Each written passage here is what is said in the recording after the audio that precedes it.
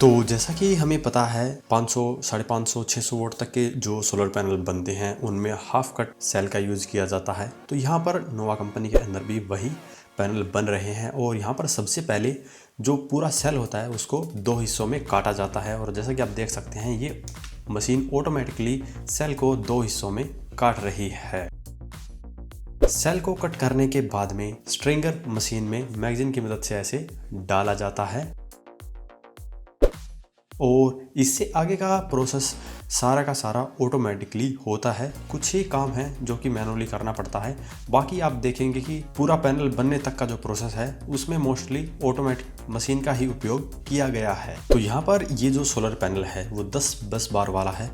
तो यहाँ पर आप देख सकते हैं कि मशीन में 10 बस बार एक साथ चल रही हैं और स्ट्रिंगर मशीन में जो सेल है वो 1 बाय 1 पोजीशन होते हैं स्ट्रिंग बनने के लिए। तो यहाँ पर आप देख सकते हैं कि ये मशीन ऑटोमेटिकली स्ट्रिंग बनाने के लिए एक एक सेल को पोजीशन में रख रही है और यहाँ पर 12 सेल के बाद में एक ऑटोमेटिकली ये गैप दे देती है। जैसा कि आप देख सकते हैं यहाँ पर एक गैप आ रहा है। बस बार के ऊपर सेल को रखने के बाद में बस बार और सेल की सोल्डरिंग की जाती है। जैसा कि यहाँ पर आप देख सकते हैं सोल्डरिंग हेड यहाँ पर एक एक सेल की सोल्डरिंग कर रहा है। बस बार और सेल जुड़ने के बाद में तो यहाँ पर जैसा पैनल हमें जितने सेल का तैयार करना होता है वैसे ही उतने सेल के बाद में कट लग जाता है। तो यहाँ पर ये जो सोलर पैनल है 12 सेल्स वाली स्ट्रिंग का बनेगा। तो यहाँ पर हर 12 सेल के बाद में ऑटोमेटिकली कट लग जाएगा और यहाँ पर कट लगने के बाद में स्ट्रिंग की विजुअल इंस्पेक्शन साथ के साथ हो जाती है और इसमें देखा जाता है कि कोई भी सेल डैमेज है या नहीं। और विजुअल इंस्पेक्शन के साथ में यहाँ पर ईएल टेस्टिंग भी हो रही है, जैसा कि आप यहाँ पर मॉनिटर पर भी देख पा रहे हैं। काफी जगह पर ईएल टेस्टिंग लेमिनेशन होने से पहले होती है, लेकिन यहाँ पर हर एक स्ट्रिंग की ईएल टेस्टिंग की जा रही है ताकि बाद में कहीं पर भी कोई दिक्कत ना आए।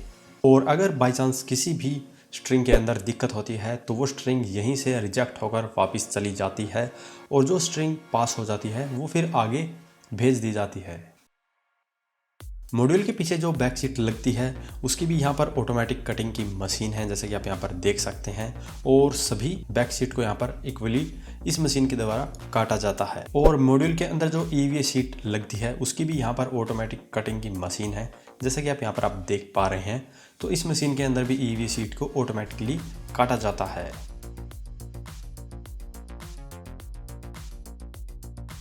तो जो ईवी सीट आपने देखी थी वो ग्लास के ऊपर लगा दी जाती है और मशीन के अंदर डाल दी जाती है। उसके ऊपर फिर स्ट्रिंग को मशीन के द्वारा ऑटोमेटिकली रख दिया जाता है, जैसा कि आप यहाँ पर देख पा रहे हैं।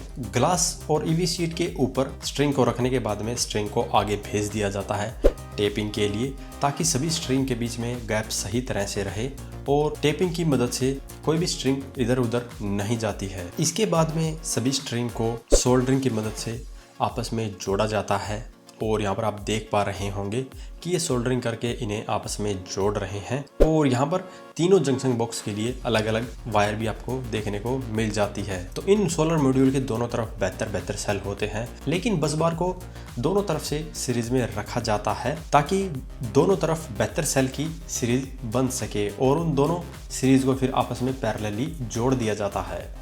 सोल्डरिंग होने के बाद में उसके ऊपर एक और ईवीए सीट को लगा दिया जाता है।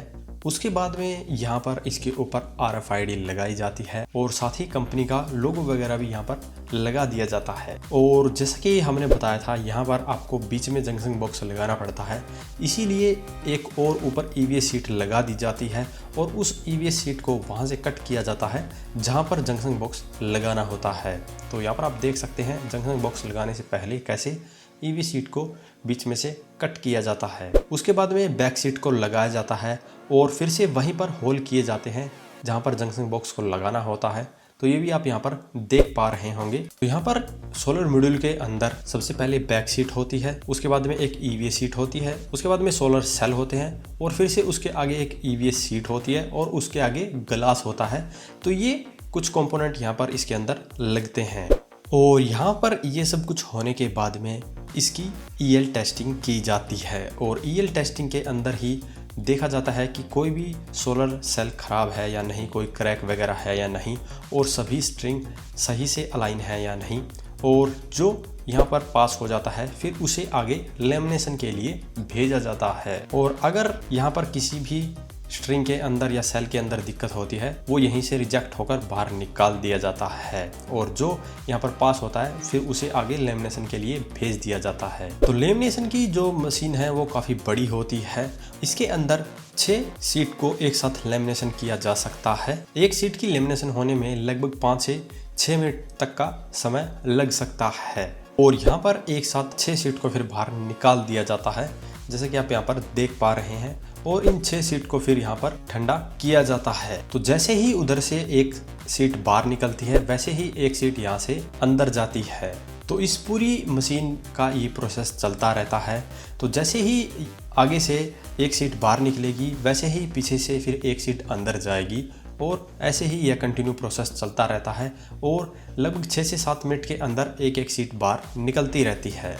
इस शीट को फिर आगे भेजा जाता है कटिंग के लिए, क्योंकि लेमिनेशन होने के बाद में कुछ एक्स्ट्रा मटेरियल इस शीट के चारों तरफ रह जाता है तो उसी को फिर यहाँ पर चारों तरफ से क्लीन कर दिया जाता है। जैसा कि आप यहाँ पर देख पा रहे हैं चारों तरफ से इसको बड़े अच्छे से क्लीन किया जाता है। और एक्स्ट्रा मटेरियल कट होने के बाद में इस शीट को फिर आगे भेजा जाता है विजुअल इंस्पेक्शन के लिए। तो यहाँ पर ये विजुअल इंस्पेक्शन की मशीन है जैसा कि आप यहाँ पर देख पा रहे हैं। तो यहाँ पर फिर से देखा जाता है कि लेमिनेशन होने के बाद में तो कोई इस शीट के अंदर या सोलर सेल के अंदर कोई गड़बड़ आई है या नहीं, और यहाँ से फिर पास होने के बाद में इस शीट को फिर से आगे भेज दिया जाता है। और यहाँ पर इसके बाद में इस शीट के साथ में फ्रेम को लगाया जाता है और यहाँ पर फ्रेम लगाने के लिए ऑटोमेटिक मशीन दी गई है जिसके अंदर अलग अलग साइज़ के फ्रेम को रख दिया जाता है। ये मशीन ऑटोमेटिकली फ्रेम के अंदर सीलेंट को भर रही है। तो यहाँ पर कहीं पर भी कोई गलती होने की कोई गुंजाइश नहीं है। सारा जो काम है वो बिल्कुल परफेक्ट होता है। जो सीलेंट है बिल्कुल इक्वली सभी फ्रेम के ऊपर लगाया जाता है। तो यहाँ पर आप देख सकते हैं 1 बाय 1 फ्रेम में सीलेंट भरा जाता है। पहले लेफ्ट साइड का, फिर टॉप साइड का, फिर राइट साइड का, फिर बॉटम साइड का। तो ऐसे कंप्लीट प्रोसेस ऑटोमेटिकली हो जाता है। और यहाँ पर इसके बाद में सभी फ्रेम को इस शीट के साथ में ऑटोमेटिक मशीन के द्वारा जोड़ दिया जाता है। फ्रेम लगने के बाद में इस मॉड्यूल को फिर आगे भेज दिया जाता है और पीछे से फिर दूसरी शीट आती है ऐसे ही फ्रेम लगने के लिए। ये कंप्लीट प्रोसेस ऐसे ही ऑटोमेटिकली चलता रहता है। तो ये सोलर मॉड्यूल जैसा कि हमें पता है मल्टी बस बार वाला है। तो इसके अंदर 3 जंक्शन बॉक्स हमें देखने को मिलते हैं, एक मेल, एक फीमेल, एक बीच वाला। तो यहाँ पर आप देखेंगे कि अभी यहाँ पर जंक्शन बॉक्स को लगाया जाएगा।